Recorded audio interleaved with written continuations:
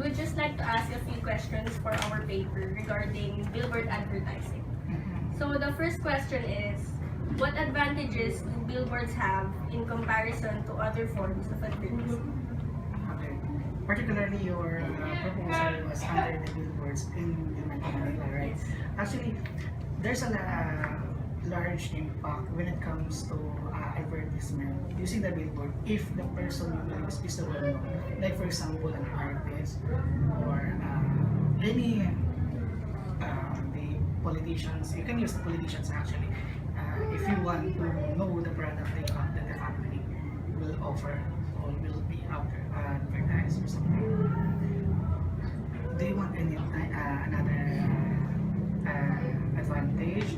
I guess the graphics, of course, of the they will use in the billboards. Actually, it's a large impact also when it comes to the nervous system. What is if it's perceived by our nervous system, the image will interact to our mind, which is will hit our emotional aspect. If it's hit our emotional aspect, you will distinguish that this kind of graphics or design or the image is really excite me to buy the product. Next question po. How does billboard advertising influence the consumer's decision towards the product? Okay, just like what I said in your first question, depends to the person or the image you use on the billboards. Like if the person is well known, if the design was good, something like that. That will be the bottom line when it comes to billboard designing. That will hit the customer. If you can graph the light, what do you mean by this? The how do you call this? Yung point na ang hirap siya kasi i-describe eh. When I was walking, I will cite an example na. When I was walking along the what do you call this, Ross Boulevard, you will see a billboard there, image of a girl. Actually, it hit me because you will see the image that the product they are advertising is the situation we have right now. It's actually it's a sleeping pill. And that time, my emotions is under the pressure. That's why it depends also on the situation. That's what I mean. And then, Third question po.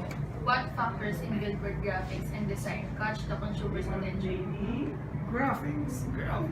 Is it, you meant to say the color? Yes, sir. Yeah, the scheme or the skin of the billboards that you use. Actually, when it comes to colors, they have different description. Like for example, if you are using red to the billboards, mostly your product it's about addiction, something like that. Blue signifies the beauty, something like that. It depends on the product that you will be advertising. But commonly, you should trace the what do you call this? The meaning of the color first before you put the color of the design you will put in your billboards. That will be more of it. Especially, like for example, a girl. When you're putting a billboard out there, and then about what do you call this? Your sanitary napkin. Mostly, you use the color pink because you are encouraging those girls to use it. Kasi perception natin, ang color pink is for the girls and the blue is for the boys.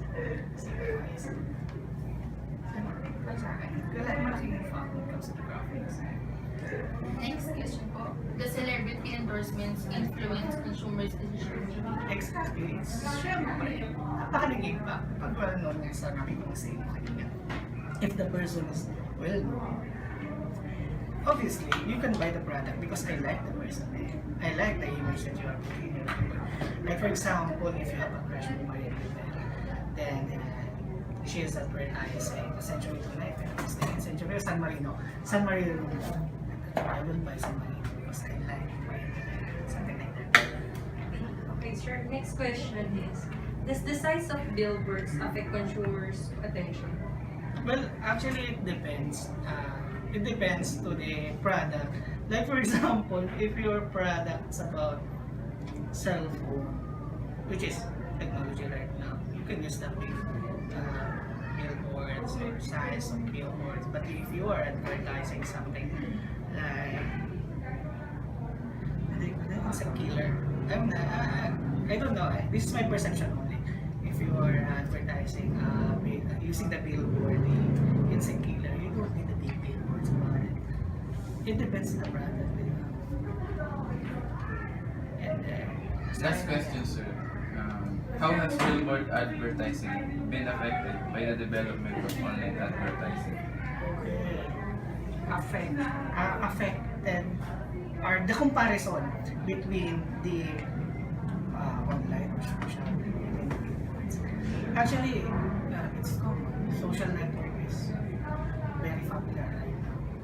Pero, iba pa rin kapag nakikita mo personally yung isang image, lalo na the size is different.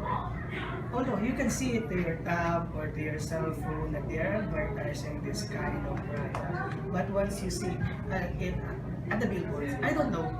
For me, just like what I said, I like to see an actual print out of the advertisement rather than seeing it on social media. I don't know. Ganun kasi yung impact eh. Like for example, to the book, to the e-books, mas gusto kong nahawakan ng libro rather than reading it to the cell phone. I can express it to you little may emphasize sa inyo ng gusto kung gaano yung effect sa akin. Pero if you were asking again the difference effect of online social media and the billboards, I guess I will say that billboards has an impact to the consumers or to the people because they see it. You will see the emotion. I don't know. I can see the emotion because you see the emotion. Thank you. That will be all. Thank you. That's all.